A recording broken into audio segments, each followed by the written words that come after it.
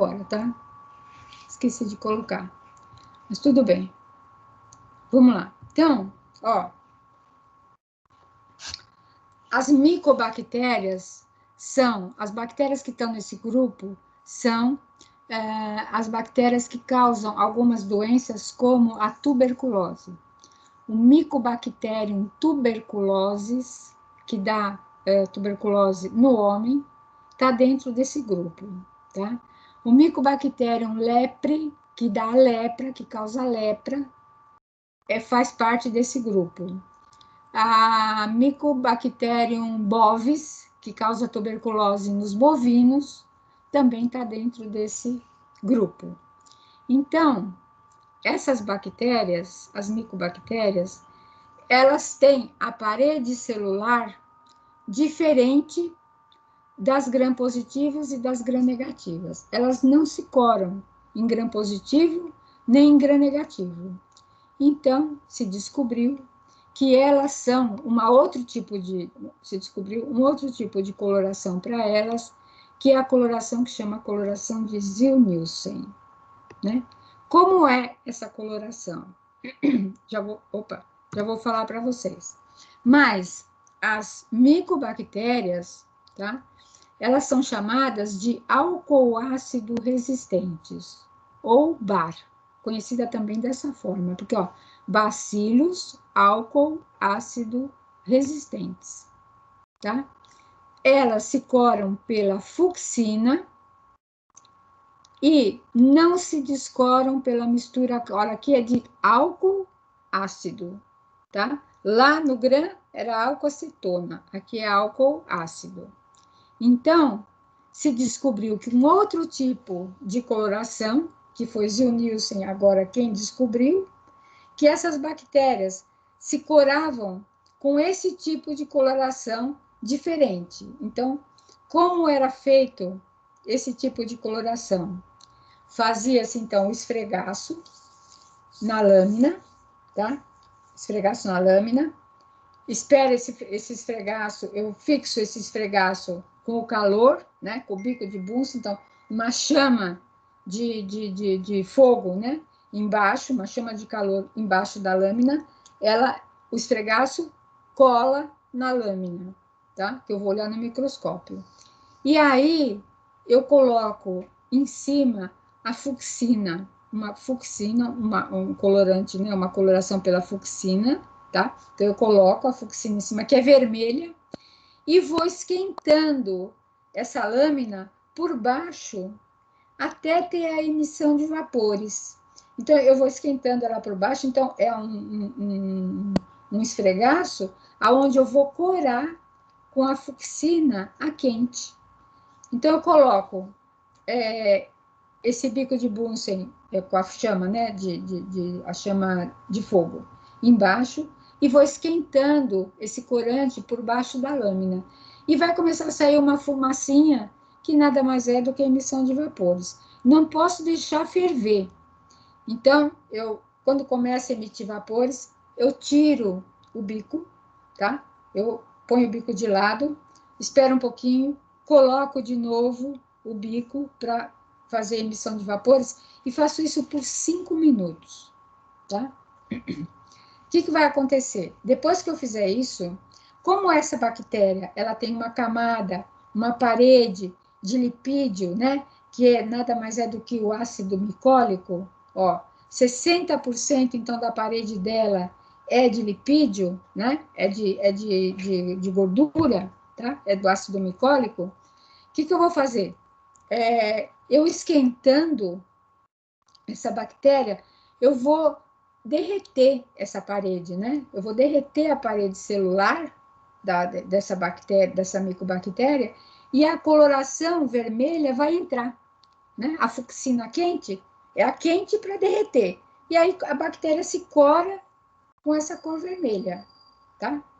Aí o que eu vou fazer? Depois que eu fiz isso 5 minutos, eu vou descorar com essa mistura de álcool ácido, 97, é uma mistura que a gente faz de 97% de álcool com 3% de ácido. Então, eu vou descorar, lavar com água, corar com azul de metileno, tá?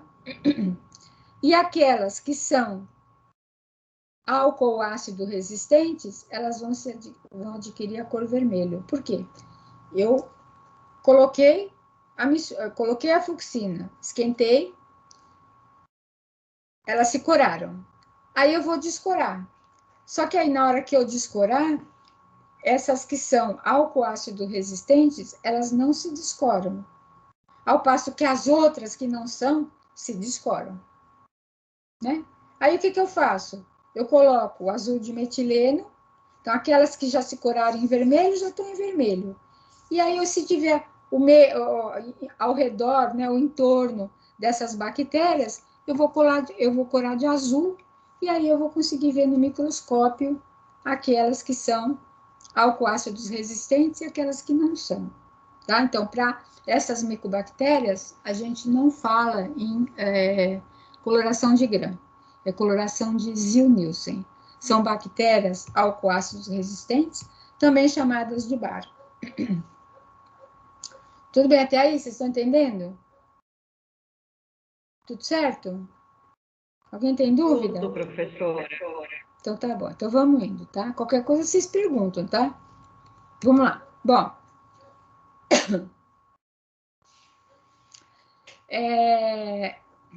Bom, então a gente já viu a parede celular, né? Então, viu das gram-positivas, das gram-negativas, e a gente viu das micobactérias que são ácido-álcool resistentes. Agora a gente vai ver a membrana citoplasmática, né? Então, a membrana citoplasmática, que é aquela que está lá na parede, aqui, ó, cadê ela?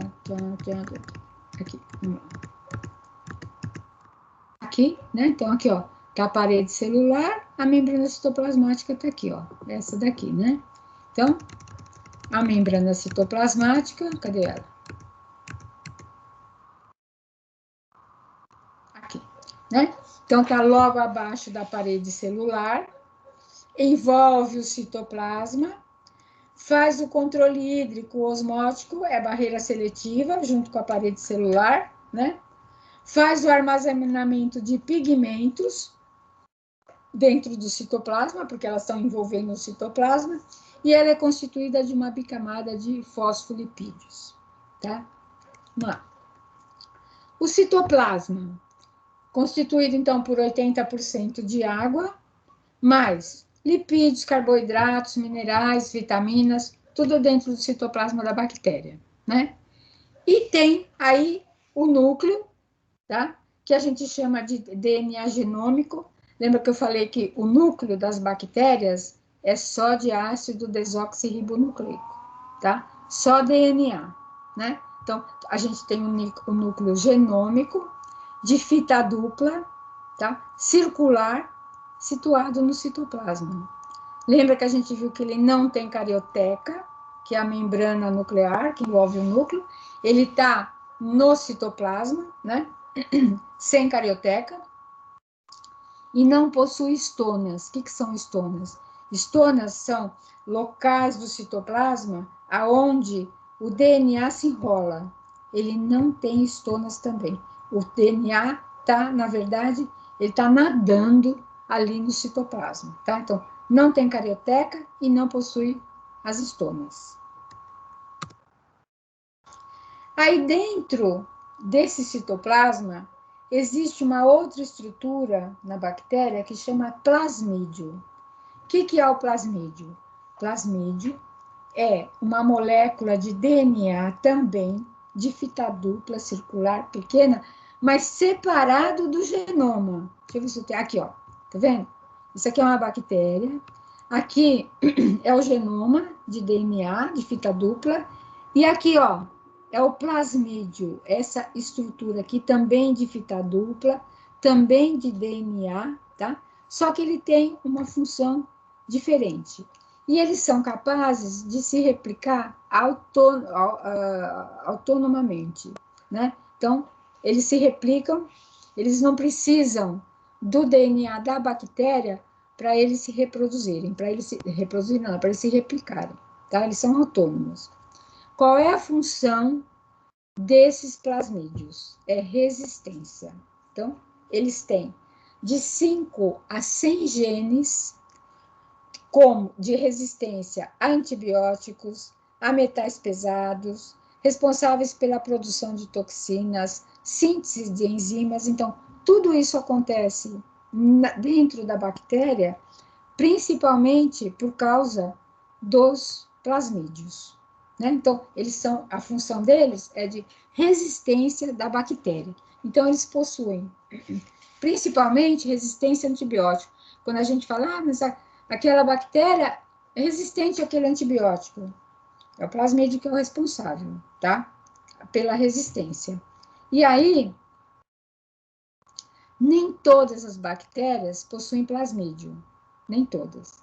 As que possuem têm um único plasmídio que pode ser transferido para outra bactéria. Então, tem bactérias que têm plasmídio, tem bactérias que não têm plasmídio. Essa bactéria que é resistente, essa bactéria não é resistente a antibiótico, por exemplo. Elas pareiam, tá? Através do pili, que forma esse canal aqui, ó, né? Através do pili, uma fita de DNA do plasmídio, ele passa as informações para aquela que não tem. E ela se torna igual à primeira. E ela se torna resistente também, igual a essa. Tá? Então, né? Esse plasmídio é responsável principalmente pela resistência a antibióticos, outras também, mas principalmente resistência a antibióticos das bactérias. Ainda temos dentro da estrutura no citoplasma da bactéria, os ribossomos, que são organelas cuja principal função é síntese de proteínas, mais do que de enzimas, mas também de enzimas, fundamentais para a bactéria, tá? Então, vamos lá. Então, aqui. Deixa eu mostrar lá para vocês. Opa! Vamos lá. Aqui. Deixa eu voltar lá, tá? Aqui, ó. Aqui, vamos ver. Estrutura, aqui. Né? Então, tá aqui, ó, tá vendo? Então, ó, os ribossomos, né, que são responsáveis pela síntese de proteínas e de enzimas da bactéria. Ó, aqui está o plasmídio, tá vendo? Ó, separado desse genoma aqui, que é o núcleo da bactéria, né? Então, essa é a estrutura de uma bactéria. Continuando, vamos lá.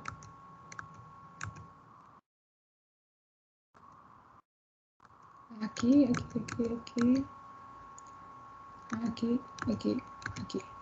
Bom, ainda as bactérias podem formar esporos.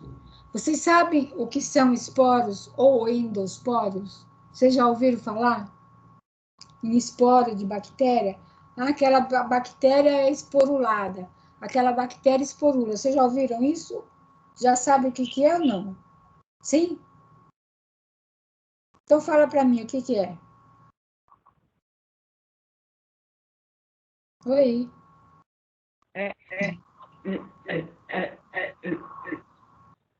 Tá ruim o microfone? Chega mais perto do microfone para falar. Vamos ver se eu consigo ouvir.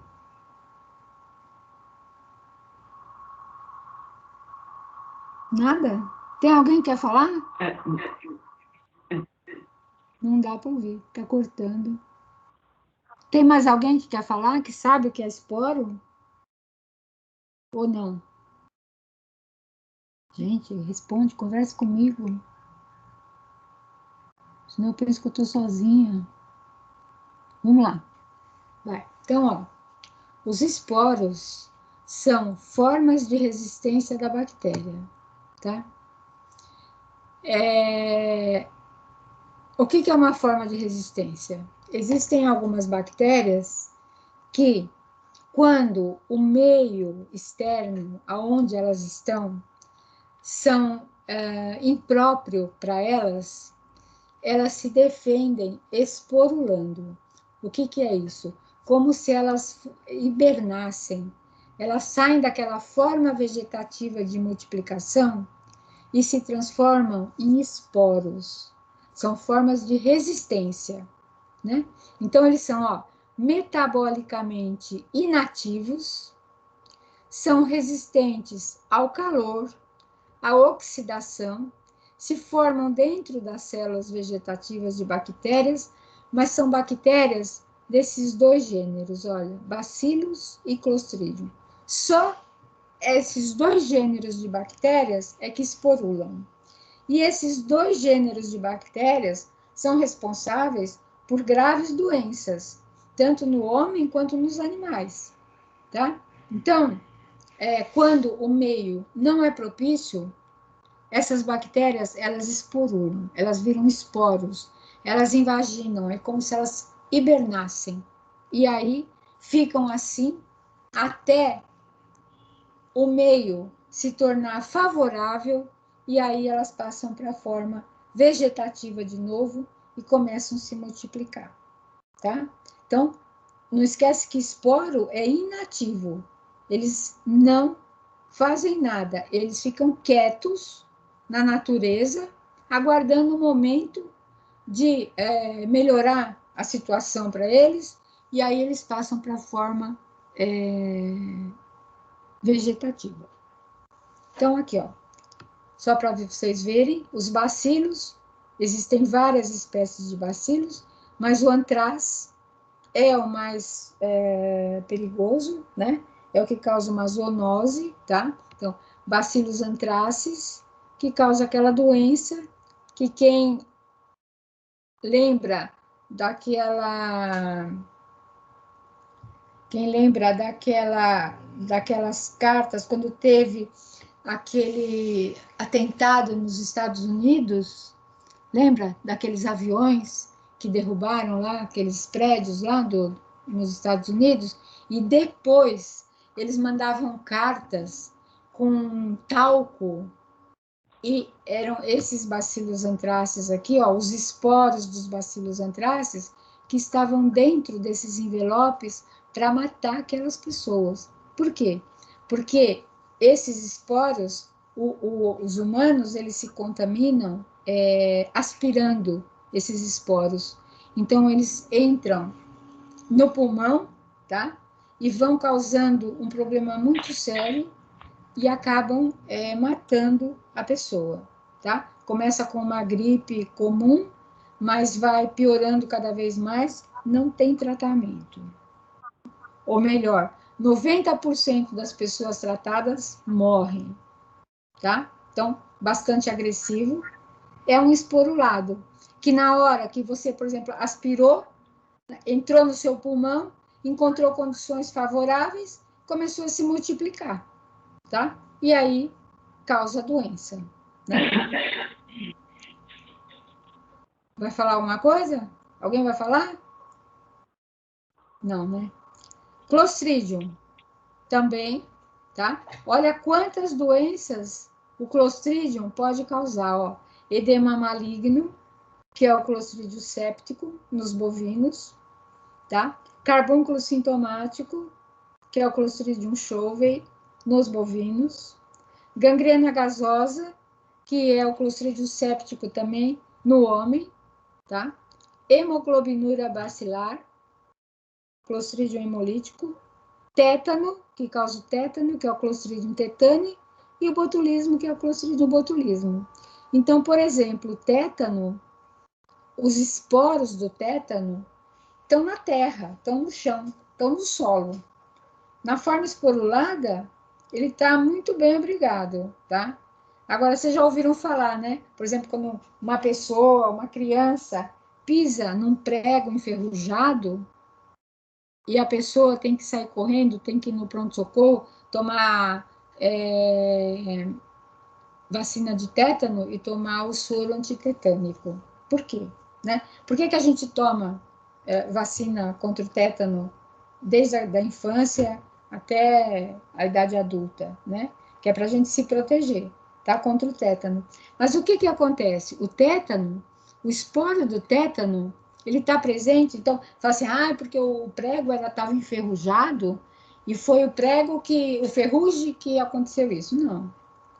é que o prego está na terra, está enferrujado, e tem terra ali, e tem esporo de Clostridium tetani ali também, os esporos estão por ali, né? Então, você pode ter, pode não ter, mas você não sabe, tá certo? O que acontece? O prego está sujo, está enferrujado, tá cheio de terra, né? O que acontece? O Clostridium tetani, ele é uma bactéria anaeróbica. O que quer dizer isso? Na presença de oxigênio, ele não cresce. Ele precisa crescer, ele cresce na ausência de oxigênio. Então, é uma bactéria anaeróbica. Só cresce na ausência de oxigênio, né? Então, o que acontece? Quando ele penetra, quando esse prego penetra, faz um ferimento profundo, esse esporo que está nesse prego, tá? Ele vai encontrar ali dentro condições do quê? De anaerobiose, né? Ali não vai ter oxigênio. Por exemplo, quando ele está no solo, tem oxigênio. Ele não se desenvolve, porque ele não passa para a forma vegetativa, porque ele é anaeróbico estrito. Mas, quando ele entra nesse organismo, um ferimento profundo, lá nas profundezas lá do tecido muscular, tem anaerobiose. E aí ele vai sair da forma esporulada, vai passar para a forma vegetativa, vai produzir toxina, vai mandar essa toxina para o organismo do indivíduo ou dos animais, e a pessoa acaba morrendo de tétano, tá? Então, lembrando que esporos são formas de resistência de bactérias, quando existem algumas condições não favoráveis para eles se desenvolverem. Então, os gêneros que se desenvolvem de bactérias são os bacilos e os clostridium, tá? Entendido isso? Vamos para frente. Então, aqui, ó.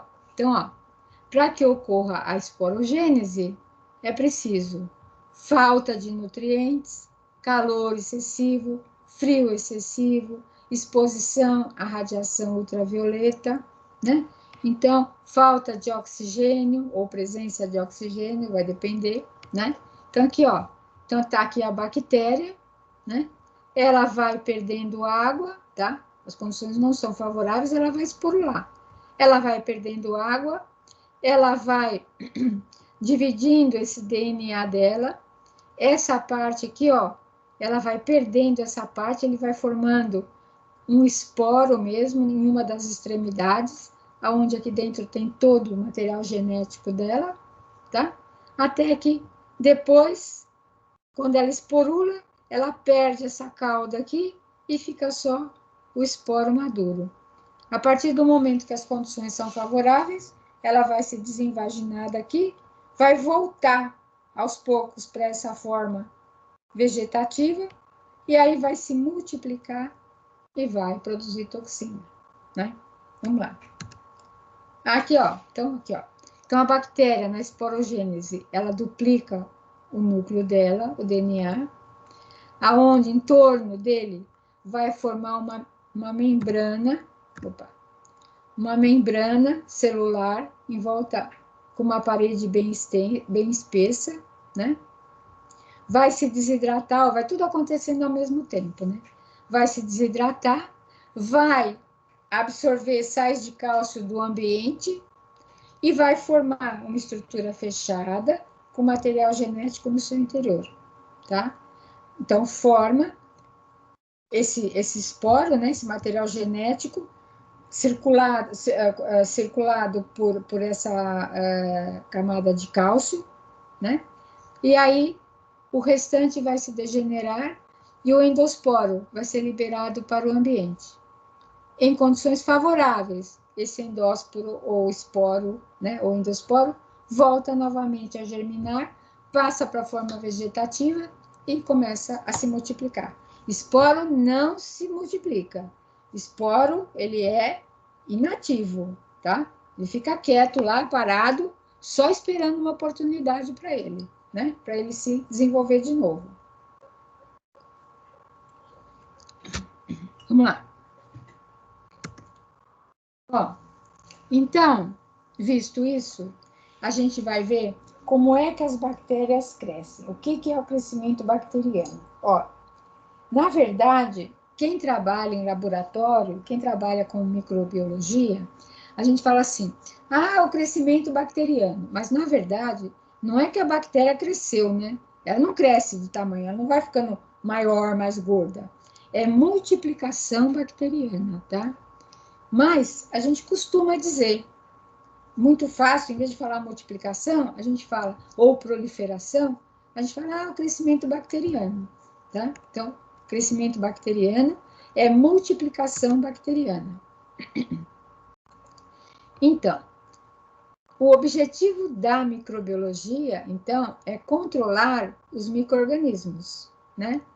Para utilizar ou estimular aqueles com atividades úteis, inibir ou destruir o que são nocivos, tá? Então, objetivo, então, da microbiologia, vamos controlar os micro-organismos, né?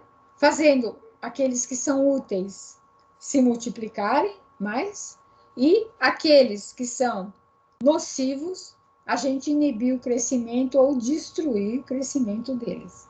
Então, a gente precisa saber como lidar com esses micro-organismos, que são bem mais espertos do que nós. Eles dão de 10 a 0 na gente. Bom, então, para que eu preciso conhecer a aplicação de métodos, né, para minimizar, né, ou pelo menos para evitar o desenvolvimento e o controle dos micro-organismos, né? Primeiro, para prevenir transmissão de doenças e de infecções. Quanto mais eu previno, né, a transmissão de doenças, então, eu controlo os micro-organismos através de vários métodos, eu previno a transmissão de determinadas doenças ou de determinadas infecções, tá? Também previno a contaminação e putrefação de alimentos pelo crescimento de micro-organismos deterioradores ou patogênicos. Então, por exemplo, eu tenho micro-organismos que são nos alimentos, que contaminam os alimentos, alguns são deterioradores. O que quer dizer isso aí? São micro-organismos que deterioram o alimento, mas eles não causam mal algum para quem ingere esses alimentos. Mas existem outros micro-organismos que contaminam os alimentos, mas são patogênicos para quem ingere. Então, esses micro-organismos deterioradores, que não causam doença, né, só deterioram o alimento, por exemplo, um morango atacado por micro-organismo ou por fungo, né? Uma laranja, né? Eu estou vendo que aquela laranja está deteriorada, ela está com aspecto de podre. O morango tá amolecido, eu não vou comer, tá certo? Eu não vou ingerir, porque eu sei que não tá bom. Agora, os patogênicos, eles contaminam os alimentos e você não vê. Eles não deterioram os alimentos. E aí, você olha o alimento, não sabe que ele está contaminado, come, passa mal. Tá certo? Então, existem bactérias, micro-organismos deterioradores e micro-organismos patogênicos, tá? Existem micro-organismos deterioradores e patogênicos? Existem. Só que como eles são deterioradores também, eu olho, o alimento está deteriorado, eu não vou comer, tá? Perigosos são os patogênicos, que contaminam os alimentos, eu não vejo, ingiro e passo mal, tá? Bom, então vamos lá. Tá. Então, existem vários fatores que podem tanto inibir quanto favorecer o crescimento microbiano, né? Então, existem fatores físicos e fatores químicos. O primeiro fator físico, então, o fator físico é a temperatura, pH e pressão osmótica. Tá? São fatores bastante importantes na multiplicação de micro-organismos. E também existem fatores químicos, como nitrogênio, enxofre, fósforo e oxigênio. Então, todos eles são muito importantes para a multiplicação dessas bactérias. Né? Então, vamos lá. Temperatura. Primeiro, tá? Eu sei que existem temperaturas altas e temperaturas baixas, aonde eu posso dar, por exemplo, um alimento, eu posso estar aquecendo esse alimento. Então, quando eu aqueço um alimento, né, a minha ideia, o que é? Primeiro, o alimento ficar quente, né? Mas depois, por quê? Porque se tiver micro-organismo ali, naquele alimento, eu vou inativar esse micro-organismo, tá? Então, eu sei que a maioria dos micro-organismos se desenvolvem nessa zona aqui, ó. Nessa zona, não quero ainda isso aqui. Então, a maioria dos micro-organismos, eles se desenvolvem nessa temperatura, que vai aproximadamente, ó, de 10 até 70 graus Celsius, tá? Um pouquinho menos, 68, mas tudo bem. Essa faixa aqui, ó, que são as bactérias que gostam, a maioria das bactérias que causam doenças se desenvolvem nessas temperaturas aqui, tá? Então, eu sei que acima de 74 graus Celsius, as bactérias são destruídas, ou inativadas, ou mortas, tá?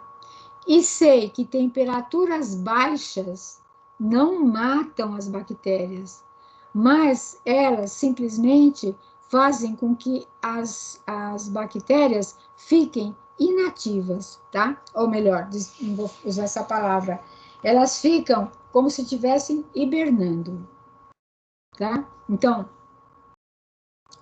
altas temperaturas. Então, a maior parte das bactérias se multiplicam nessas temperaturas aqui. Acima de 74 graus, as bactérias são inativadas, quer dizer, são mortas, são destruídas. Abaixo dessa temperatura de 0 grau, sobrevivem, mas não se multiplicam, tá? Qual é a temperatura que tem na geladeira da casa de vocês? Quem sabe?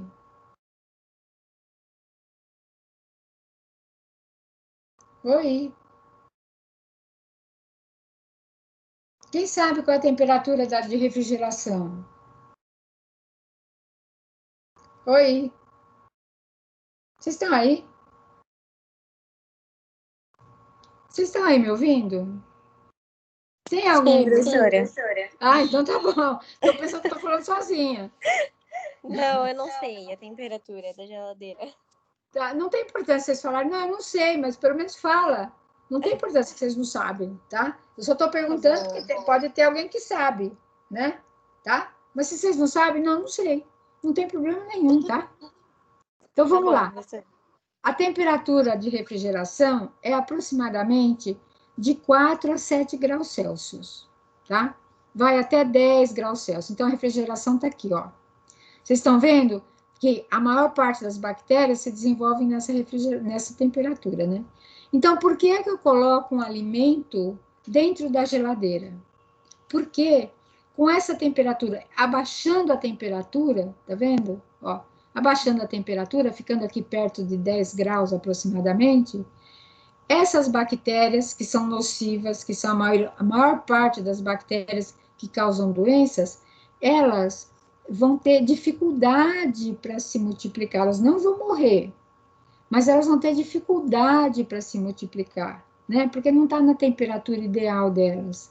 E aí, por isso que eu coloco os alimentos na geladeira. Por quê? Porque colocando dentro da geladeira, a temperatura está baixa, as bactérias têm dificuldade de se multiplicar, o meu produto vai durar mais. Se eu pegar um pedaço de carne, deixar em cima da pia, da cozinha, pegar um pedaço de carne e deixar dentro da geladeira, qual é o pedaço de carne que vai durar mais? Né? O que vocês acham? Qual que vai durar mais? Da geladeira.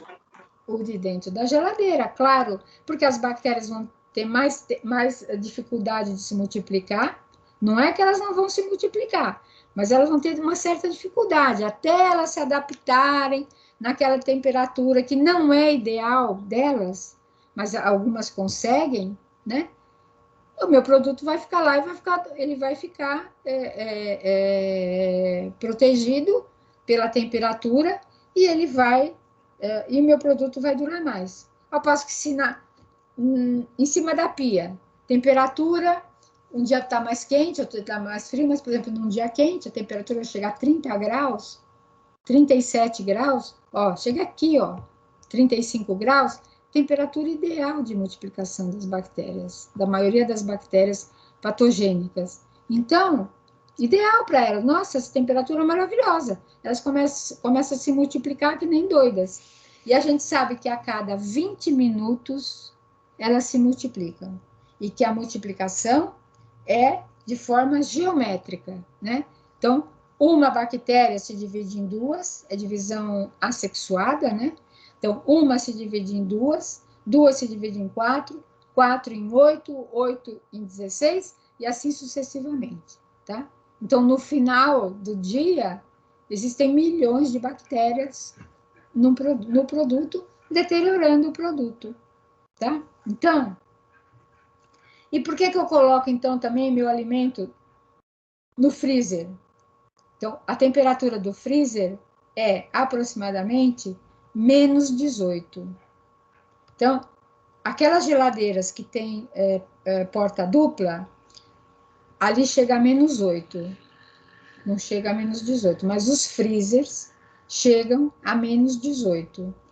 Então, as bactérias, elas sobrevivem ali, mas elas não morrem, tá? A partir do momento que eu retirar esse alimento do freezer, e se elas estiverem lá presentes, elas vão começar a se multiplicar. Então, ó, isso é importante. Temperatura alta, inativa a bactéria, mata a bactéria. Temperatura baixa, não mata a bactéria, tá? Vamos lá. Ó, então aqui só para mostrar para vocês, né? Então, aqui, ó, é a zona de perigo, né? Onde as bactérias se desenvolvem mais, né? Acima de 74 graus, se eu aquecer um alimento acima de 74 graus, mas esse 74 graus tem que estar, por exemplo, num bolinho, por exemplo, o centro geométrico, o centro dele tem que estar a 74 graus. Não adianta eu fritar um bolinho rapidamente, aonde a camada externa fica quente e lá no meio, às vezes está até gelado. Né? Se eu pego um bolinho congelado, por exemplo, tá? Então, tem que estar 74 graus no centro geométrico do produto. Ou um alimento, essa temperatura aqui, ó, acima de 74, é a temperatura de segurança para o alimento, porque eu sei que acima dessa temperatura as bactérias não sobrevivem, tá? E aqui, ó, abaixo de 0 grau, né? Também a temperatura de segurança para o alimento, porque as bactérias vão dormir, tá vendo? Elas estão dormindo aqui, ó. E aí elas vão ficar, enquanto estiver congelado, elas vão ficar sem nenhum tipo de atividade, né? E por isso que o alimento dura mais no freezer do que na geladeira, né? Porque é como se eu congelasse as bactérias, assim, vamos dizer assim, e aí elas ficam lá por esse tempo sem se multiplicar, tá? Ó, então, quanto à temperatura de desenvolvimento, a temperatura ideal dessas bactérias, elas têm uma classificação para elas. Então, a gente tem a classificação das bactérias psicrófilas, tá? Que sobrevivem em temperaturas de menos 10 a 20 graus Celsius. Por exemplo, Pseudomonas. Então, Algumas bactérias, as psicrófilas, são aquelas que se desenvolvem nessa temperatura aqui, ó, de menos 10 a 20 graus Celsius. Então, elas conseguem se multiplicar dentro da refrigeração. Aqui, ó, tá vendo? Ó. É que em temperatura, a gente não fala uma temperatura, a gente fala temperatura média, mas existe sempre o máximo e o mínimo, porque a gente sabe que as bactérias, elas conseguem se adaptar a um pouco mais de temperatura e a um pouco menos de temperatura. Então, essas psicrófilas, um exemplo que eu dei são as pseudomonas, elas vivem, conseguem sobreviver nessa temperatura, que vai de menos 10 até 20 graus Celsius. Bom, existem outras bactérias que são chamadas de psicrotrófilas. O que quer dizer isso? Olha, elas também se desenvolvem em temperaturas baixas, mas o ideal da temperatura delas não é a temperatura baixa, é a média da temperatura que ela se desenvolve é 37 graus. Então, a temperatura ideal para ela é 37 graus, mas ela consegue se multiplicar em temperaturas até 0 grau e até 45 graus. Então, um exemplo, ó, a temperatura ótima é 37 graus. Ó, veja a diferença, hein, da psicrófila e da psicrotrófila, tá? Então, a temperatura ótima dela, das psicotrófilas, é 37 graus. Mas se você colocar um alimento contaminado com uma bactéria psicrotrófila dentro da geladeira, ela consegue se multiplicar. Ó, tá aqui, tá vendo? Ó, 4 graus, 7 graus, 10 graus, ela se multiplica. E um exemplo dela é a Listeria monocytogenes. Um exemplo,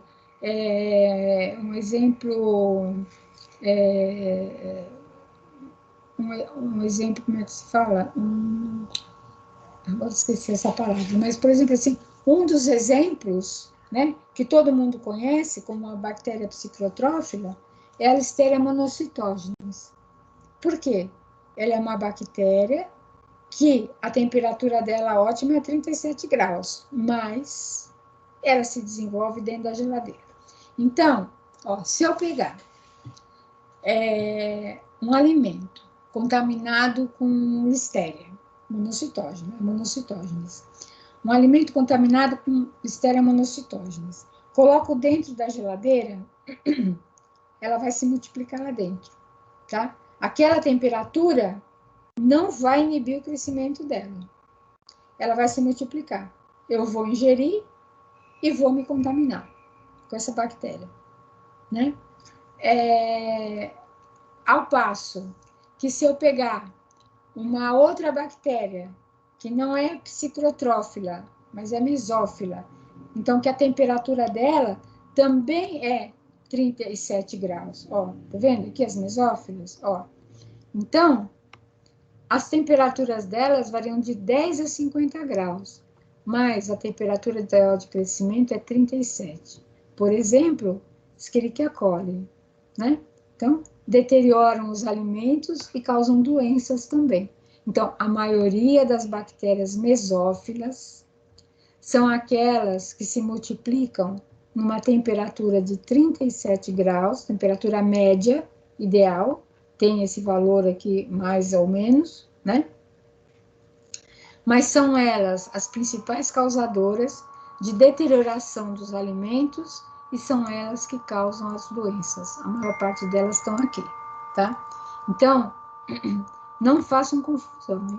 Psicrotrófilas, a temperatura é 37 graus, a temperatura é ótima, mas ela se desenvolve muito bem em temperaturas baixas. A temperatura dela vai de 0 até 45 graus, aonde ela pode se desenvolver. Vamos lá. Tem as bactérias termófilas, que se multiplicam em altas temperaturas, ó, de 40 a 70 graus Celsius. Algumas espécies de Clostridium e de bacilos. E as termófilas extremas, que vivem em altíssimas temperaturas, de 65 a 110 graus Celsius, encontradas em fendas vulcânicas, tá? Então,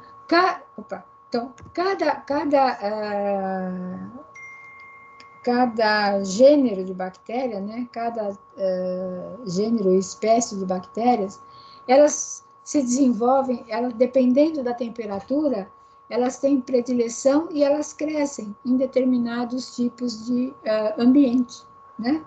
Então, por exemplo, essas com altas temperaturas, as termófilas extremas, se desenvolvem de 65 a 110 graus Celsius, fendas vulcânicas, onde a temperatura é bastante alta, né?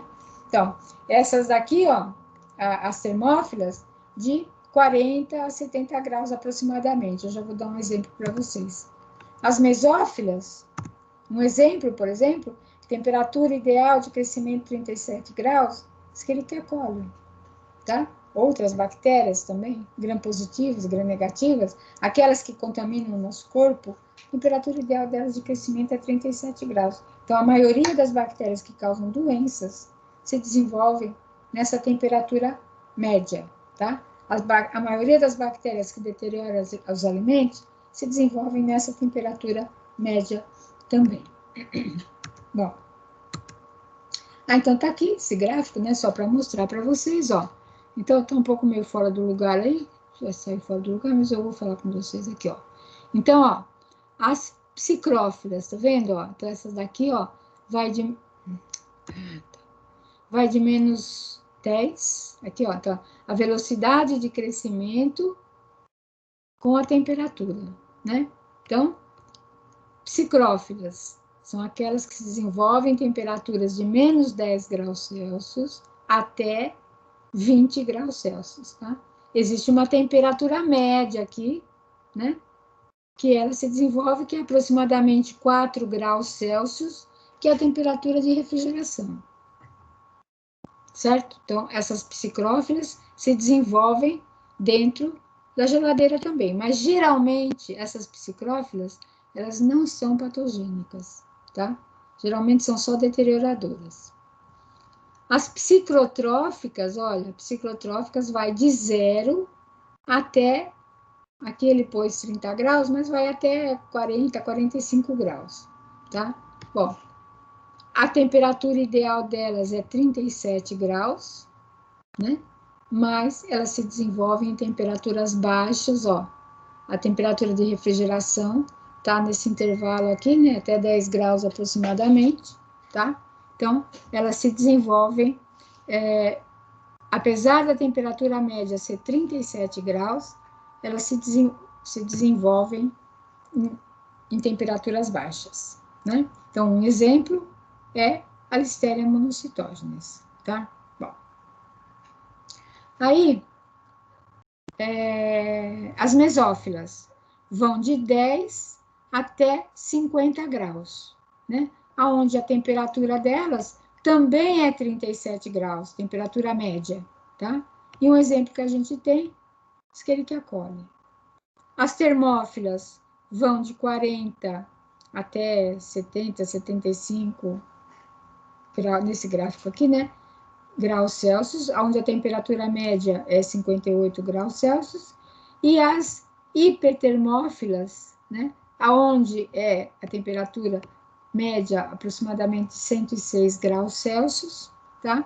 Que é o Pyrolobus fumani, que nada mais é do que são bactérias que vivem somente em regiões vulcânicas, a temperatura é muito alta, tá? Bom, então, visto isso, a gente viu, então, que a temperatura é bastante importante para eu saber quais as bactérias que podem se desenvolver, por exemplo, em determinados tipos de alimentos, né? Então, eu tenho um alimento aonde eu quero fazer com que, se tiver bactéria lá, eu quero destruir essas bactérias, eu quero inativar, eu vou aquecer o meu alimento até aquela temperatura tal, para que essas bactérias, se estiverem lá, elas vão ser inativadas e elas vão morrer, certo? Bom, então, a temperatura para o crescimento bacteriano é bastante importante, a gente saber a temperatura de desenvolvimento das bactérias. Então, existem bactérias psicrófilas, psicotróficas, mesófilas, termófilas e hipertermófilas. Bom, aí o pH. O pH também é bastante importante, né? Então, pH, o que significa o pH? É o potencial hidrogeniônico ou o potencial de hidrogênio que existe num alimento, por exemplo, né? Ou num substrato. Então, por exemplo, na escala do pH, eu sei que eu posso medir o grau de acidez, de neutralidade ou de alcalinidade de um determinado meio ou de um alimento. Então, por exemplo, quando eu digo que um alimento é ácido, o que eu quero dizer em relação ao pH? Alguém fala.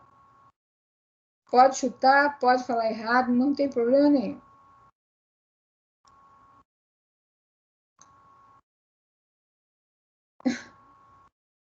Gente, vocês estão... Falem alguma coisa, por favor. Aqui, ó. A gente sabe que o pH, né, que o potencial hidrogeniônico ou o potencial de hidrogênio em um determinado meio ou de um alimento, tá? Eu sei que eu posso medir e que ele varia de 0 a 14. Então, quanto mais íons H tiver, H+, tiver nesse meio ambiente, eu vou dizer que o meu alimento cada vez está mais ácido. Quanto mais íons OH- tiver, eu vou dizer que o meu alimento é alcalino ou é básico, tá? Bom, então, vamos lá. O pH 7, está fora do lugar, tá, gente? Ó, esse 7 está aqui, tá?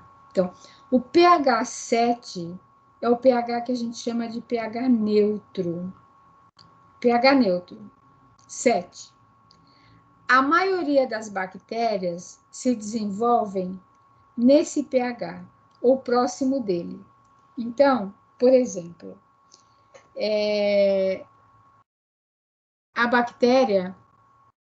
a maioria das bactérias, então, se desenvolvem em pH 6,8, 7,2, 7,4, então, perto do pH neutro. Bactérias se desenvolvem pH neutro. Quanto mais ácido for um alimento, então o pH vai diminuindo, né? Então, pH, aqui é o 7, então 6, 5, 4, 3, 2, até o 0, tá? Então, quanto mais esse pH for diminuindo, mais ácido é o meu meio. Quanto mais o valor desse pH for aumentando, o meu meio é mais alcalino. Então, pH ácido inibe crescimento de micro-organismos. E o pH muito alcalino também inibe crescimento de micro-organismos, tá? Então, aqui é o pH ideal para o desenvolvimento das bactérias. Então,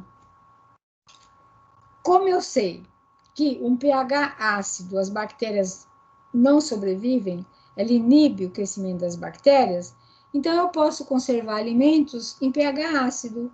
Por exemplo, pepino, cebolinha, azeitona, palmito. O que eu faço? Eu acidifico, né? Eu deixo esse meu meio bem ácido, tá? O pH dele lá embaixo, né? Tipo 4, 3, tá? E essas bactérias, elas não gostam, elas não se desenvolvem nesse pH. Agora, como chama? O ácido acético, o que é o ácido acético? Vinagre é ácido acético? Sim ou não? Sim. Né? Vinagre é ácido acético, tá? Então, o que eu faço? Quando eu vou querer fazer uma conserva de um alimento em casa, né? O que a dona de casa faz? Ela corta pepino, corta cebolinha, corta cenoura, corta um monte de vegetais, põe dentro de um vidro, tá? Põe dentro de um vidro, né? Põe vinagre, né? Põe um pouco de azeite, vinagre e fecha este vidro. E deixa esses vegetais curtindo dentro desse vidro, tá certo? Deixa lá uma semana curtindo, né? Bom, eu sei que pH ácido, as bactérias não se desenvolvem. Mas eu falei para vocês que existem bactérias que são esporuladas, né? E então eu sei que tem algumas bactérias que, se esses esporos, então, por exemplo, pepino cresce no chão, cebolinha, pimentão, né? Então, se esses vegetais trouxerem alguns esporos de bactérias que esporulam, né? Na hora que eu fecho esse vidro, eu faço o que lá dentro? Uma anaerobiose, tá certo? E fazendo uma anaerobiose, eu sei que alguns esporos, eles podem passar para a forma vegetativa, né? Então, o maior perigo dessas conservas caseiras existem na literatura vários casos de conservas caseiras causadas por bactérias anaeróbicas que esporulam, que principalmente os Clostridium e principalmente o Clostridium botulinum. Deu para entender isso ou ficou confuso? Sim, então, sim. Deu para entender? Então tá bom. Então, o maior perigo das conservas caseiras, tá? É você se contaminar, né? Ter botulismo, tá? Pelo Clostridium botulinum. Todo mundo já ouviu falar em botulismo, né? Uma doença grave que acomete os animais, mas acomete o homem também, tá certo? Então, o botulismo, ele é causado por uma bactéria que é o Clostridium botulinum, que é uma bactéria anaeróbica, que é uma bactéria que gosta de falta de oxigênio, né? Ela não se desenvolve na presença de oxigênio, só na falta de oxigênio. Então, a gente precisa tomar muito cuidado, por quê? Porque apesar desse pH estar ácido, tá? Ácido, a maioria das bactérias se desenvolvem nesse pH. Aqui, é o ideal delas, né? Mas a gente sabe que algumas bactérias, tipo os Clostridium, eles ainda sobrevivem até um pH 4,5, tá? Então, pH ácido 4,5, eles ainda conseguem sobreviver. E os esporos, nesse pH, conseguem passar para a forma vegetativa, se multiplicar e produzir toxina, né? Então, na indústria, o maior perigo, vamos supor, dos enlatados é o Clostridium botulinum. Por quê? Porque como é que eu faço um enlatado? Eu pego a lata, coloco o meu alimento lá dentro, então, por exemplo, o atum, né, que a gente compra aí, um enlatado. Eu pego a lata, coloco o atum lá dentro, tá? A lata aberta. Daí eu fecho a lata, né? Fecho a lata, tá? Eu cravo essa lata, né? Eu fecho ela hermeticamente, sem ter contato com o oxigênio, né? Exterior, tá? Fecho essa lata, mas eu esterilizo. Depois eu vou esterilizar. Então, ela vai passar por uma autoclave de 121 graus, 15 minutos, que mata esporo. Mas, né?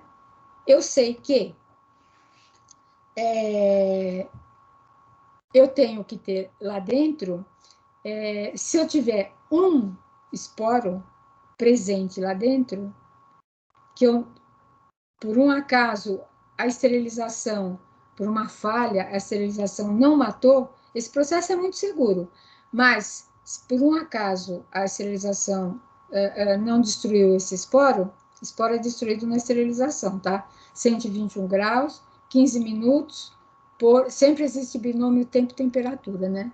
Nunca a temperatura vem sozinha, tá? Então, nessa temperatura, tempo-temperatura, né? Se por um acaso um esporo sobreviver, tá? Na hora que eu fecho essa lata, esterilizo e o esporo sobreviveu, o que vai acontecer? Lá dentro, com o alimento, ela vai encontrar substrato, né? Tem alimento ali para ela, tem nutrientes para ela e tem anaerobiose. Esse esporo vai passar para a forma vegetativa, vai produzir toxina, tá? Aí você vai abrir a lata, vai comer esse alimento, a toxina está lá dentro, você vai ingerir e vai morrer de botulismo, tá? Assim, simples assim, entendeu? Então, as indústrias, elas tomam muito cuidado, elas têm um controle de qualidade muito rígido, por causa do Clostridium botulinum, né? Você tem muito medo. Imagina só, uma indústria... Já aconteceu, né? Vários casos que a gente vê, né? O palmito, por exemplo. Ah, morreu de botulismo e comeu palmito, né? Qual é o problema do palmito? Porque quando eu esterilizo uma lata, por exemplo, de peixe, né? Sardinha, tem sempre um tempo e temperatura, tá? Ideal, né? Para sardinha é um tempo e temperatura, para o atum é outro, mas eu tenho que fazer elas passarem por esse tempo e temperatura durante um determinado tipo de tempo, mas sem fazer com que haja a destruição do alimento, né? Porque se eu coloco, então tá bom, então eu vou colocar um tempo e temperatura bem ferrado, brincadeira, né, essa palavra, né? Mas assim, para fazer o quê? Com que todos os esporos sejam destruídos, todos, tá? Não sobre nenhum lá dentro. Mas eu fazendo isso, então vou pôr uma temperatura bem alta, em vez de 15 minutos, eu ponho 1 hora, tá? Só que, tudo bem, verdade, só que eu vou destruir o alimento, tá? Ele vai perder aquelas características dele in natura, né? Então, na hora que eu abrir uma lata de atum nessas condições, o que eu vou ter lá dentro? Uma sopa, sei lá o quê, né? O alimento todo deteriorado, queimado, sei lá. Então, a indústria tem que se preocupar com isso, mas ela tem que se preocupar também com o consumidor, que quando vai abrir a lata, meu produto tem que estar lá, na forma muito próximo do in natura, né? Do natural, tá? Bom, o palmito, se eu pegar o palmito, então a gente compra palmito em vidro, não compra? Compra em lata, mas compra em vidro também. Só que o palmito, eu não posso, nem aplicar essa temperatura, vamos supor, de uma lata de sardinha ou qualquer coisa assim. Por quê? Porque ele é destruído facilmente. E o alimento fica parecendo uma sopa lá dentro, tá? Fica todo destruído. Não fica inteirinho ali, bonitinho, como é que a gente costuma comprar. Então, eles usam um processo aonde eles abaixam o pH.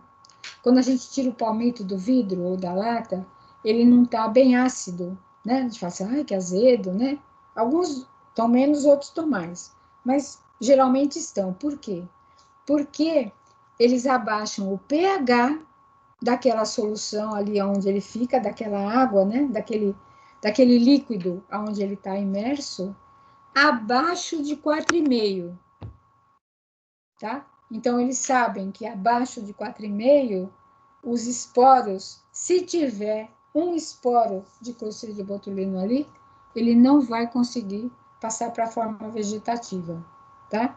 Então, é uma outra forma que a gente usa o pH, estou só dando um exemplo, onde usa um pH para fazer isso, né? Para impedir o desenvolvimento dos esporulados, principalmente, que que são os mais resistentes. E aí, voltando lá na dona de casa, tá? Então, ela faz toda aqueles vegetais dentro do vidro, fecha o vidro e deixa lá por um tempo, né? Só que ela coloca vinagre, coloca um pouco de azeite, né? Só que ela não sabe o pH que está ali dentro, tá? Ele pode estar ácido, mas ela não tem a medida. Então, ele pode estar ácido acima de 4,5, tá? E se tiver, então, um esporo de Clostridium botulinum ali dentro, ele vai conseguir passar para a forma vegetativa, ele vai se multiplicar, vai produzir toxina.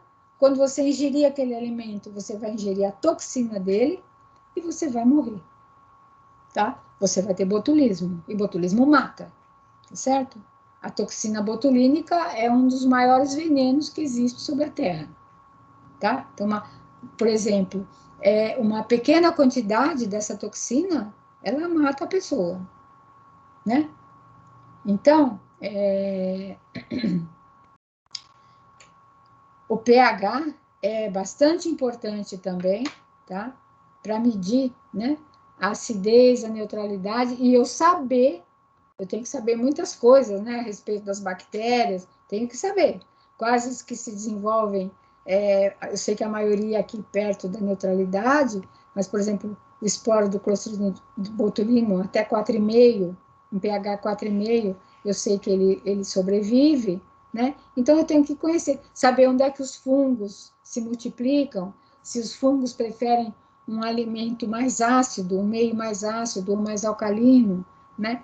Tudo isso eu tenho que saber para saber para saber a importância do pH e também para saber qual em determinados tipos de alimento, as bactérias que eu posso estar encontrando ali ou não, tá? Ó, contaminando aquele alimento ou não, né? Então, ó, isso aqui é só para explicar lá que, então, o valor do pH está diretamente relacionado com a quantidade de íons hidrogênio de uma solução, tá? Então, é aquilo que eu falei, né? Então, varia de acordo com a composição do meio, como concentração de sais, metais, ácidos, bases, substâncias orgânicas. Então, vai variar. As substâncias que possuem valores de pH de 0 a 7 são consideradas ácidas. Então, pH 7 é o neutro, que vai até 0, de 0 a 7, de 0 a 7, então, são substâncias ácidas. Aqueles que estão em torno de 7 são neutras. E os valores acima de 7 são denominados de substâncias básicas ou alcalinas, tá? Então, não esquecer, então, que todos esses agentes, esses agentes físicos, temperatura, pH, pressão osmótica, são bastante importantes no desenvolvimento, na multiplicação de micro-organismos. Vamos lá aqui agora. Onde é que nós paramos? A pressão osmótica, então, né? Então, lembra que a gente viu, né? Que os micro-organismos retiram da água presente no meio ambiente a maioria dos seus nutrientes solúveis, tá? Quem é que faz o controle da água entrar e sair da bactéria? Quem é que faz isso? Quem é que controla essa pressão osmótica? Quem que controla? Que a gente já viu hoje. Silêncio total. Vai, gente. Quem que controla? Quando a gente foi vendo as camadas lá das bactérias, quem que controla a entrada e saída de água das bactérias? Ninguém. Ninguém vai falar? Eu vou chamar alguém aqui. Eu vou chamar alguém. Vou chamar. Vamos ver. Cadê? Vou pegar aqui a apresentação, vou diminuir. Vou pegar aqui, vamos ver, vamos ver, vamos ver. Aqui. Cadê? Pera. Beatriz, cadê a Beatriz? Beatriz? Não está falando comigo. Não tem ninguém para falar? Vocês estão me ouvindo, mas não estão com o microfone? Karina. Aparelho celular, professora. Ah, muito bem, Karina. Parede celular e membrana citoplasmática. Tá certo? Bom, a parede celular. Tá certo. Vocês estão entendendo o que eu estou falando? Porque eu estou achando, vocês estão me ouvindo, ninguém pergunta, ninguém fala nada. Eu não sei se vocês estão, se eu estou na sala de aula, presente, eu vejo por vocês, vocês perguntam, mas assim, se ninguém perguntar nada, gente, vamos falar, não precisa ter vergonha. É só perguntar, falar, conversar comigo, não importa que fala bobagem, tá? Tudo bem? Vamos conversar, vamos falar? Porque senão eu fico falando, falando, e parece que eu estou falando sozinha. Tá bom? Vamos lá. Deixa eu pegar aqui a outra, a aula, então, aqui. Então, ó. Aqui. Então, pressão osmótica, tá? Então, vamos lá. Então, os micro-organismos, então, quem regula, né, é a parede celular, tá? Então, retiro da água presente no meio ambiente. Onde é que pode estar essa água? Pode estar no alimento, por exemplo, um alimento com mais água, com menos água, a gente já vai ver depois, né? Porque que as bactérias, como é que as bactérias usam a água dos alimentos? Isso também vai ser importante. Então, ó, quando uma célula microbiana se encontrar numa solução contendo uma concentração de sais superior àquela do interior da célula, então, a célula microbiana, o micro-organismo, está no meio, né, ele encontra uma solução onde a concentração de sais é superior àquela que está dentro da célula. Então, vai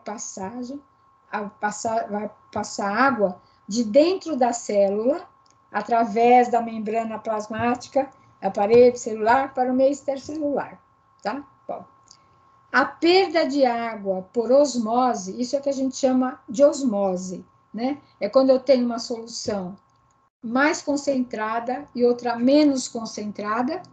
Os sais, aquela que é mais concentrada, né, puxa, tá?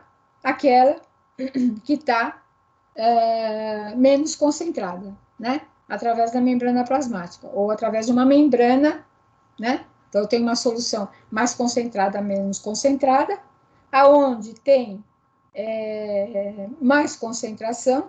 Então, ó, quando encontrar uma solução contém uma concentração de sais superior, então, à do interior da célula, então, aqui está fora, mais concentrada do que está dentro da célula, vai passar água. A mais concentrada puxa a água da menos concentrada. Então, vai passar água de dentro da célula, através da membrana plasmática, para o meio extracelular, tá? Bom, a perda da água, então, por osmose, causa o que a gente chama de plasmólise, ou diminuição da membrana plasmática da célula, tá? Então, eu tenho uma célula, quando ela sofre plasmólise, que é a perda de água por osmose. O que é osmose? É a saída de água de um local menos concentrado para um mais concentrado. Então, vai causar o que a gente chama de plasmólise, ou diminuição da membrana plasmática da célula. Aqui, por exemplo. Então, plasmólise. Aqui, ó. Tá vendo? Então, aqui, ó. Aqui está um meio mais concentrado, ó, hipertônico, né? Fora da célula. E dentro da célula está o meio hipotônico, que seria, né? Então, a plasmólise é a perda da água. Então, isso aqui é uma bactéria, tá? Ó, uma bactéria onde o meio externo é mais concentrado, ela vai perder água para fora. Ela vai perder água através da membrana plasmática e da parede celular. E a célula vai murchar. Ó, tá vendo? Perdeu água para o meio hipertônico. A célula vai murchar. E isso a gente chama de plasmólise. É a perda de água de dentro da célula microbiana, né, de uma célula, através de uma solução menos hipertônica para uma solução mais hipertônica, ou melhor, hipotônica para hipertônica. O menos concentrado vai sair para o mais concentrado, tá? Então, isso é plasmólise. E o que vocês acham que acontece com essa bactéria quando ela sofre plasmólise? O que vai acontecer? A gente já falou isso também. Fale alguém. Ela perde o poder de ação dela? Claro, lógico, né? Ela é inativada, ela morre. Bactéria sem água morre, tá certo? Ela não sobrevive. Então, ela murcha e morre. Sim. Hã? Entendeu? Deu para entender? Entendi. Então, Deu para entender? deu para entender, né? Bom, então vamos lá. Deu, né? E aqui, olha só então. Quando eu tenho uma solução isotônica, então eu posso ter uma solução isotônica, uma solução hipertônica e uma solução hipotônica. Então, aqui, a minha bactéria está aqui, olha, e ela está imersa num líquido, né? Aonde a solução é isotônica. Então, a mesma quantidade de sais, de soluto, que está dentro da célula, está fora da célula também. Tá vendo? Então, o que acontece? A membrana plasmática está aqui, ó. Ela tem uma troca de água, tá? Com o meio ambiente. A bactéria sempre troca água com o meio ambiente. Mas como o meio é isotônico, tá? Acontece nada. Existe aquele equilíbrio entre a bactéria e o meio ambiente, né? Então, ela perde um pouquinho de água, ganha um pouquinho de água, e assim vai controlando. Agora, aqui na solução hipotônica. Então, eu tenho um soluto mais concentrado dentro da bactéria e fora da bactéria, a minha solução é hipotônica, é menos concentrada. Então, o que acontece? A água vai do menos concentrado para o mais concentrado. Sempre a solução hipertônica puxa a solução hipotônica. Então, o que vai acontecer? A água vai começar, esses solutos vão começar a entrar aqui para dentro da célula, tá? Bastante soluto, né? Ela vai se romper, tá? Ela vai se romper, vai estourar e vai morrer também, né? Então, tem que existir um equilíbrio entre o ambiente externo e o ambiente interno da bactéria. Quem regula isso é a parede celular.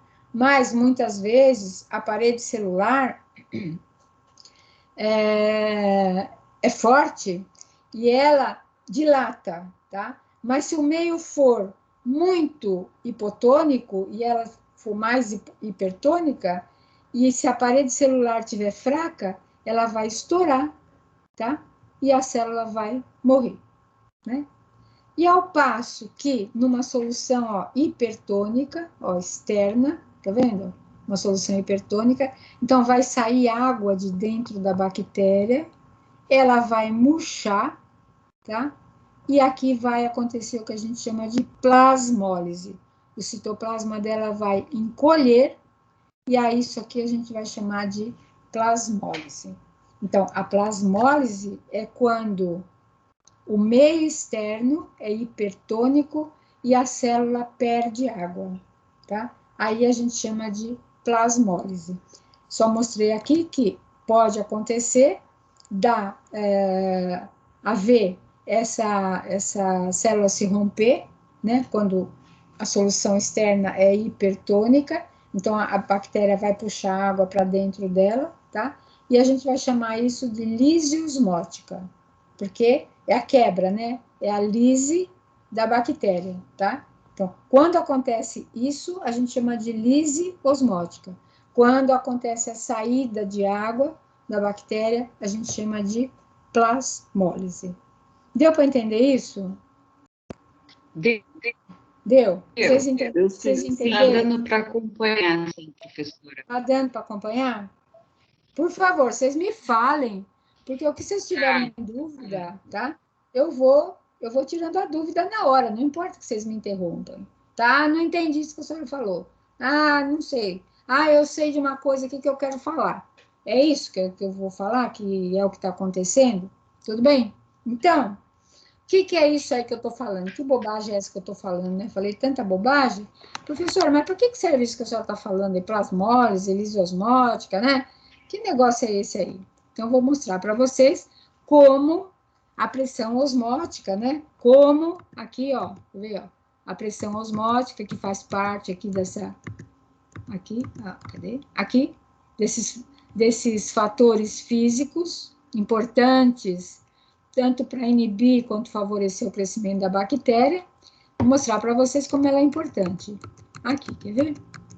Aqui, pressão osmótica. Então, não, aqui já tá, aqui já falei, plasmólise, já falei, aqui. Então, a importância da pressão osmótica, então, desse fenômeno, está na inibição do crescimento no momento em que a membrana plasmática se separa da parede celular. Então, na plasmólise, né, a bactéria, a membrana plasmática vai sair, vai murchar a bactéria, né? A membrana plasmática vai, ó, a membrana plasmática que está aqui, ó, tá certo? Ó, aqui é a parede celular, aqui é a membrana plasmática que está envolvendo o citoplasma, né? Aqui é o núcleo da bactéria, tá? Então, o que vai acontecer? Aqui. Então, a importância desse fenômeno está na inibição do crescimento no momento em que a membrana plasmática se separa da parede celular. Tá? Então, vai ter uma inibição do crescimento, na verdade, ela vai morrer, a bactéria, né? Por quê? Porque a membrana plasmática vai se separar da parede celular, tá? E vai acontecer a plasmólise. Então, se eu pegar adição de sal em uma solução com consequente aumento da pressão osmótica, ela pode ser utilizada na preservação dos alimentos, porque a alta concentração de sal ou de açúcar tira a água do interior da célula microbiana, impedindo o seu crescimento. Por que é que a gente... Então, vocês sabem me dar um exemplo disso? De um alimento dessa forma? Que acontece isso? A pressão osmótica, pela pressão osmótica? A carne de sal? A carne de sal. Deixar exposta a carne como sal grosso. Exatamente. A carne de sal, quando você coloca uma solução, uma salmoura, tá? Em uma solução, né? Quando você faz uma salmoura e você coloca um alimento ali dentro, o que vai acontecer? Essa salmoura tá com uma adição de sal, ela tá altamente hipertônica, tá certo? Muito mais do que dentro da célula. E aí, eu vou preservar o alimento, por quê? Porque vai sair água de dentro da bactéria que esteja contaminando essa carne, né? Vai sair para fora, tá? As bactérias vão entrar em plasmólise e vão morrer. E o meu produto vai durar muito mais, né? Além do sal, tem outras propriedades também, mas uma dessas é essa propriedade de retirar água das células do produto. Aquele bacalhau é a mesma coisa, né? E aí, o que acontece? O meu produto tem uma maior vida de prateleira, tem uma maior vida útil, né? Porque se eu tiro as bactérias, se elas morrem, tá? O que vai acontecer? Ele vai durar muito mais, né? Entendeu? Então, essa propriedade do sal também é importante na conservação dos alimentos dessa forma, tá? E o açúcar é a mesma coisa. Por exemplo, uma geleia que a gente compra, quanto tempo ela dura uma geleia? Quanto tempo vocês acham que dura uma geleia? Dura bastante, viu, professora? Bastante. Inclusive dentro da geladeira, né? Não é? Sim. Mas Nem fungo não cresce nela, né? Nada, né? É a mesma coisa. Por quê? Porque o açúcar não. também é uma solução hipertônica, né? Uma geleia você coloca bastante açúcar, né? E aí vai retirar a água das possíveis bactérias das células que estejam lá dentro e essas bactérias vão morrer e o meu produto vai durar muito mais. Deu para entender isso? Tudo bem? Deu sim, professora. Sim. Fala, quem está falando? Vamos lá. Então, acho que a gente vai parar por aqui, né? Deixa eu ver o que vem depois. É melhor parar por aqui, tá? Deixa eu perguntar. Vocês entenderam? Tudo bem?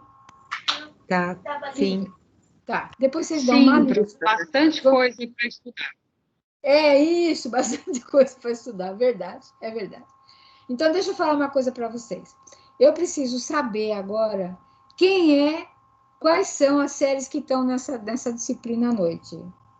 Segundo semestre, eu já sei que tá. Quem mais? Hã? Além do segundo semestre, tem outro semestre nessa disciplina?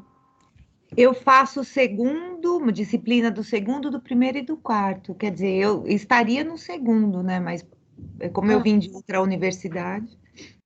tá. Então, quem é o representante dessa sala? Quem é a representante ou representante? Ninguém de vocês? Do segundo semestre, é a Ana Cristina. A Ana o quê? Ela tá aí? É Ana Cristina? Não. Ana Cristina, cadê ela? Fala comigo. Isso. É você? Pode falar para mim, professora.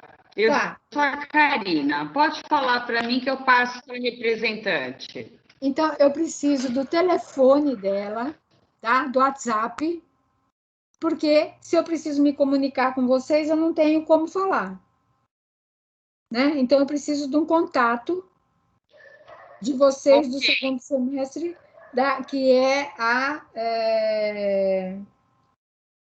é o representante com quem eu vou conversar durante o período que vocês estiverem nessa disciplina, tá? Para passar Tudo bem. comunicações que precisam ser faladas e etc, né? Bom, só tem o segundo semestre aí? Então, tem essa aluna aí que está no primeiro, no segundo e no quarto.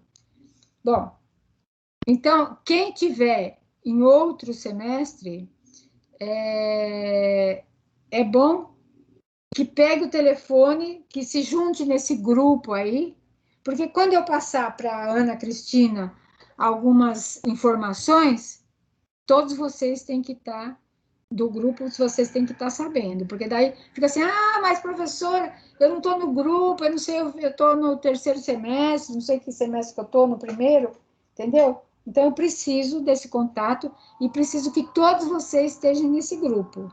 Se tiver outro semestre com outro representante, vocês me deem, então, os dois representantes, um do segundo semestre e o outro do outro representante.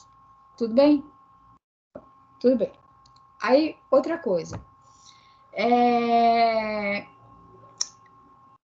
Eu vou colocar todas essas gravações, as aulas lá no AVA. A gente está com um pequeno problema aqui, uma instabilidade ainda, não está. Como eles mudaram essas plataformas, a plataforma que era usada no semestre passado, estou tentando melhorar a plataforma e a gente usar a nova. A gente está tendo uma série assim de alguns desencontros, mas assim que isso estabilizar, vocês vão ter essas aulas gravadas lá no AVA, tá? Além dessas aulas gravadas, eu vou colocar lá também, se der algum problema, se eu não conseguir colocar as aulas, eu vou colocar os slides para vocês poderem estudar, tá? Vai estar no AVA, né? Vai estar, por exemplo, geralmente o vídeo, bom, fica explicadinho lá, né? O vídeo da aula vai estar na aula, tá? E na pré-aula e na pós-aula, depois eu vou colocando algumas informações para vocês, alguns exercícios, para vocês irem fazendo e irem se adaptando com a disciplina. Tudo bem? Tudo bem? Professora, Fala. o roteiro de estudos do Encontro 1, ele não está acessível. Para vocês, E não? é a senhora que fala com a... não tá abrindo. Para nenhum de vocês? O que não está abrindo? O vídeo? Ou não está abrindo o AVA? Você fala. O roteiro de estudos, quando a gente abre o AVA e entra na sua disciplina, pelo menos no meu caso, eu não consigo acessar o roteiro de estudos do Encontro 1, ele não abre. Ah, tá. Tem mais alguém com esse problema? Ele está erro. Hã? Eu não consegui também. Não, de estudos. Então, porque lá no AVA tem a pré-aula, a aula e a pós-aula, não é? Não é isso? É isso que vocês estão falando? Sim. Encontro 1. Está Encontro no 1. pós-aula, o roteiro de estudos. E tá estudo 1, na no pós-aula. pós-aula. Vocês não O conseguem... roteiro de estudos não abre. Gente, está cortando. Os vídeos, professora, abrem normalmente, mas o roteiro de estudos não. Tá. É o que está na pós-aula, é isso que não abre? Isso. Tá bom, tá. Eu vou ver, eu vou dar uma olhada lá. Talvez tenha que falar com o coordenador, eu não sei, porque eu vou ver como é que está colocado lá, se vocês têm acesso, ou se aconteceu algum problema, eu vou ver.